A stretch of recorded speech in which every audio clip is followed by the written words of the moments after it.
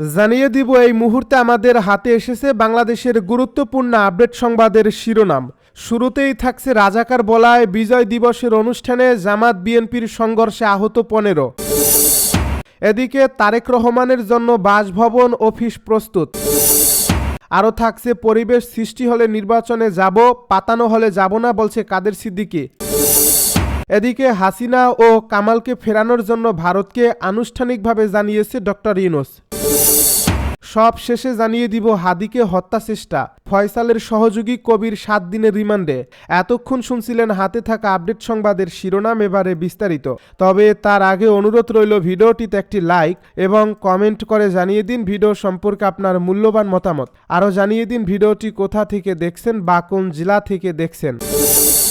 রাজাকার বলায় বিজয় দিবসের অনুষ্ঠানে জামাত বিএনপির সংঘর্ষে আহত 15। ভোলার দৌলতখানে বিজয় দিবসের অনুষ্ঠানে জামায়াতে ইসলামী ও বিএনপি নেতাকর্মীদের মধ্যে সংঘর্ষের ঘটনা ঘটছে। এতে অন্তত 15 জন আহতের খবর পাওয়া গেছে। জামায়াতের নেতাকর্মীদের রাজাকার সম্বোধন করে গালি দেওয়ার ঘটনার সূত্রপাত বলে দাবি করছেন দলটির নেতারা। তবে বিএনপির পক্ষ থেকে এই অভিযোগ সত্য নয় বলে দাবি করা হয়েছে। মঙ্গলবার সকালে উপজেলার আমির জাং গজনবী স্টেডিয়ামে এই ঘটনা ঘটে।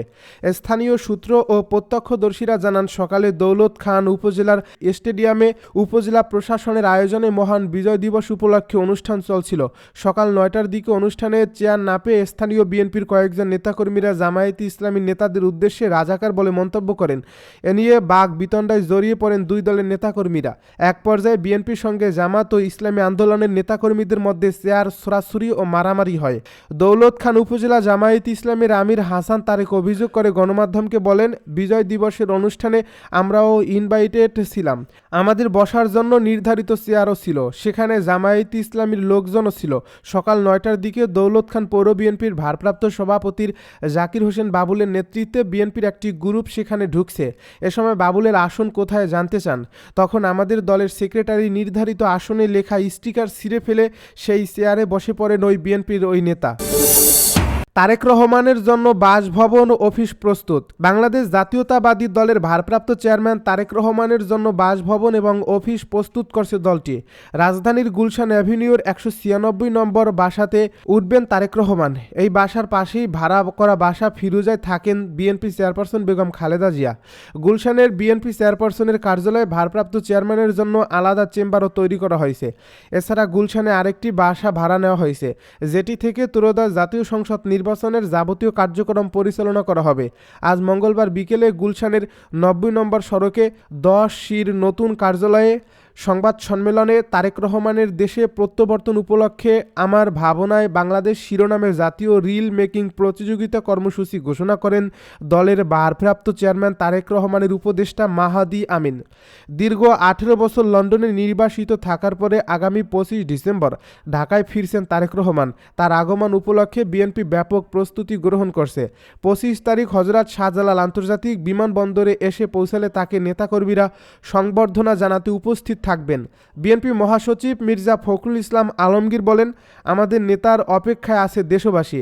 সেদিন দলের সর্বস্তরের নেতাকর্মীরা সড়কে দুই পাশে সুশৃঙ্খলভাবে অবস্থান নিয়ে প্রিয় নেতাকে অভ্যর্থনা জানাবেন। আমরা সেই প্রস্তুতির কাজ করছি। গতকাল সোমবার গুলশানে চেয়ারপারসনের কার্যালয়ে বিএনপি ও অঙ্গ সংগঠনের এক যৌথ সভা হয়। এতে তারেক রহমানকে কিভাবে অভ্যর্থনা দেওয়া হবে তা নিয়ে বিস্তারিত আলোচনা হয়েছে। এই সভায় সভাপতিত্ব করেন দলের মহাসচিব মির্জা ফখরুল ইসলাম আলমগীর। তারেক রহমানের বাসভবন ঠিক করা হয়েছে গুলশান অ্যাভিনিউর 196 নং বাসাটি। প্রেসিডেন্ট জিয়াউর রহমান নিহত হওয়ার পর তৎকালীন রাষ্ট্রপতি বিচারপতি আব্দুস সত্তারের মন্ত্রিসভার সর্বসম্মত সিদ্ধান্তে জিয়াউর রহমানের সহধর্মিণী বেগম খালেদা জিয়াকে এই বাড়িটি বরাদ্দ দেয়। কয়েক মাস আগে এই বাড়ির দলিলপত্র বিএনপি চেয়ারপারসনের কাছে হস্তান্তর করেন গণপূর্ত উপদেষ্টা আদিলুর রহমান খান ও রাজধানী উন্নয়ন কর্তৃপক্ষের রাজউকের চেয়ারম্যান রিয়াজুল ইসলাম রিজু। সেই বাড়িতে উঠেছেন তারেক। এই বাসার সব প্রস্তুতি প্রায় শেষ পর্যায়ে। পরিবেশ সৃষ্টি হলে নির্বাচনে যাব, পাতানো হলে যাব না বলছে কাদের সিদ্দিকী। কৃষক শ্রমিক জনতা লীগের সভাপতি বঙ্গবীর কাদের সিদ্দিকী বীর উত্তম বলেছেন, অধ্যক্ষ ইউনূসের সরকারের যে কর্মকাণ্ড, যাদের নিয়ে উনি ওঠেন বসেন তারাই বাংলাদেশ না। তারা বাংলাদেশের হয়তো 25 ভাগও না। সেই জন্য সার্বিকভাবে নির্বাচনের পরিবেশ সৃষ্টি হলে আমরা অবশ্যই নির্বাচন করব, কিন্তু কোনো পাতানো নির্বাচনে আমরা যাব না। মঙ্গলবার সকালে সাভারের জাতীয় স্মৃতিসৌধে শহীদ বেদিতে শ্রদ্ধা জানানোর পর সাংবাদিকদের সঙ্গে আলাপকালে তিনি একথা বলেন। কাদের সিদ্দিকী বলেন, স্বাধীনতা যার জন্য সেই মর্যাদা এখনও হয় নাই। এদেশের মানুষ নির্বাচন চায়। ভালো নির্বাচন হয়নি বলেই শেখ হাসিনা সরকারের পতন হয়েছে। ভালো নির্বাচন হলে শেখ হাসিনা সরকারের এইভাবে নির্মম পতন হতো না। এ সময় দলের বিভিন্ন পর্যায়ের নেতাকর্মীরা তার সঙ্গে উপস্থিত ছিলেন। হাসিনা ও কামালকে ফেরানোর জন্য ভারতকে আনুষ্ঠানিকভাবে জানালো ইউনূস। অন্তর্বর্তী সরকারের প্রধান উপদেষ্টা প্রফেসর মুহাম্মদ ইউনূস বলেছেন, জুলাই গণ অভ্যুত্থানকালে তৎকালীন ফ্যাসিস্ট সরকারের নির্দেশে সংগঠিত হত্যাকাণ্ডের বিচার কাজ যথাযথ আইনি প্রক্রিয়ায় এগিয়ে চলছে। ইতিমধ্যে ট্রাইব্যুনাল কর্তৃক একটি মামলার রায় ঘোষিত হয়েছে। মঙ্গলবার সন্ধ্যায় মহান বিজয় দিবস উপলক্ষে জাতির উদ্দেশ্যে দেওয়া এক ভাষণে তিনি একথা বলেন। আন্তর্জাতিক অপরাধ ট্রাইব্যুনাল স্বাধীন ও স্বচ্ছ প্রমাণ ভিত্তিক বিচার প্রক্রিয়ার মাধ্যমে দেশের ছাত্র, শ্রমিক ও সাধারণ জনগণের উপর নির্বিচার হত্যাকাণ্ডের প্রধান নির্দেশদাতা হিসেবে পতিত ফ্যাসিস্ট সরকারের প্রধান শেখ হাসিনাকে মৃত্যুদণ্ড প্রদান করছেন। মুহাম্মদ ইউনূস বলেন, যথাযথ আইনি প্রক্রিয়ার অংশ হিসেবে অভ্যুত্থানের পর পলাতক শেখ হাসিনা এবং এই মামলায় সাজাপ্রাপ্ত অপর আসামি সাবেক স্বরাষ্ট্রমন্ত্রী আসাদুজ্জামান খানের দেশে ফেরার জন্য সরকারের আনুষ্ঠানিকভাবে ভারত সরকারকে অনুরোধ জানিয়েছে। দায়িত্ব গ্রহণের পর অন্তর্বর্তীকালীন সরকার তিনটি বিষয়কে সর্বাধিক গুরুত্ব দিয়েছে: জুলাই অগাস্ট হত্যাকাণ্ডের বিচার, একটি জবাবদিহিমূলক ও কার্যকর গণতান্ত্রিক ব্যবস্থার উত্তরণের জন্য রাষ্ট্র কাঠামোর প্রয়োজনীয় মৌলিক সংস্কার এবং একটি সুষ্ঠু নির্বাচন। হাদিকে হত্যাচেষ্টা, ফয়সালের সহযোগী কবির 7 দিনের রিমান্ডে। ঢাকা 8 আসনের সংসদ সদস্য প্রার্থী ও ইনকিলাব মঞ্চের আহ্বায়ক শরীফ ওসমান হাদিকে হত্যাচেষ্টা মামলায় গ্রেপ্তার ফয়সাল করিম মাসুদের সহযোগী কবিরকে 7 দিনের রিমান্ডে নেওয়া হয়েছে। মঙ্গলবার শুনানি শেষে ঢাকার মেট্রোপলিটন ম্যাজিস্ট্রেট হাসিবুজ্জামান এই আদেশ দেন। এ সময় কবিরকে আদালতে হাজির করে 10 দিনের রিমান্ডে পেতে আবেদন করেন ডিবি পুলিশের মতিঝিল জোনাল টিমের পরিদর্শক ফয়সাল আহমেদ। রাষ্ট্রপক্ষ থেকে রিমান্ডের জোর দাবি জানান সহকারী পাবলিক প্রসিকিউটর কাইয়ুম হোসেন নয়ন।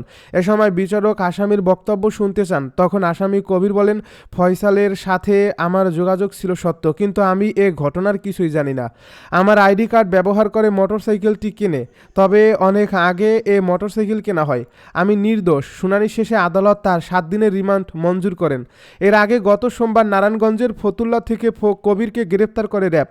ওই দিনই ফয়সালের স্ত্রী শাহেদা পারভিন সামিয়া, শ্যালক ওয়াহিদ আহমেদ শিপু ও বান্ধবী মারিয়া আক্তার লিমাকে 5 দিনের রিমান্ডে পায় পুলিশ। এর আগে গত 14 ডিসেম্বর হামলায় ব্যবহৃত মোটরসাইকেল মালিক আব্দুল হান্নানের 3 দিনের রিমান্ড মঞ্জুর হয়। গত 12 ডিসেম্বর গণসংযোগের জন্য বিজয়নগর এলাকায় চলন্ত রিকশায় থাকা হাদিকে গুলি করেন চলন্ত মোটরসাইকেলের পেছনে বসে থাকা আততীয়। গুলি লাগে হাদির মাথায়। হাদিকে গুলি করে হত্যাচেষ্টার ঘটনায় পরিবারের সম্মতি নিয়ে পল্টন থানায় হত্যাচেষ্টা মামলাটি করেছেন ইনকিলাব মঞ্চের সদস্য সচিব আব্দুল্লাহ আল জাবের।